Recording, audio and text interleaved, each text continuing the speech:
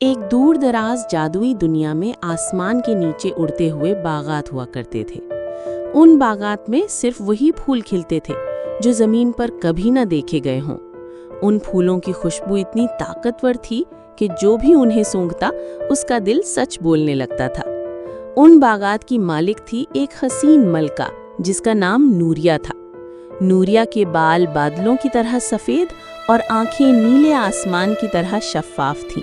उसके लिबास में रोशनी के तारे बने रहते थे और जब वो चलती तो खुशबूदार फूलों की बारिश होने लगी। लेकिन नूरिया एक राज छुपाकर रखती थी। उसके बागात का जादू एक तिलिस्मी फूल से बंधा था जिसका नाम था दिल का चिराग। वो फूल सोने और नीले रंग में चमकता था और उसी की खुशबू से सारे आसमानी फूल खिलते थे।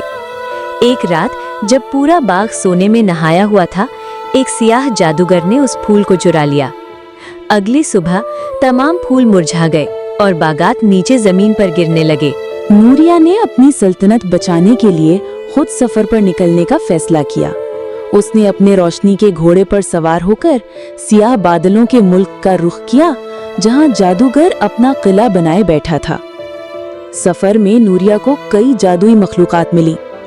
बलूरी परिंदे जो सिर्फ सितारों में बसते थे, आईने के जिन जो हर सच छुपा सकते थे, पत्थरों के मुहाफिज जो रास्ता बंद करते थे। बिलाखिर वो किले तक पहुंच गई।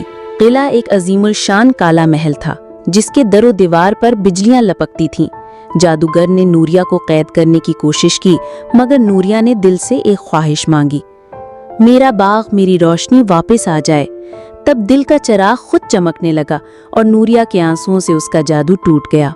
फूल वापस नूरिया के हाथों में आ गया और सियाह किला रोशनी में तहलील हो गया। वापस आसमान पर जाकर नूरिया ने फूल को अपनी सल्तनत के बीच लगा दिया। बागात दोबारा खुशबू से भर गए और आसमान पर रोशनी की बारिश होने लगी।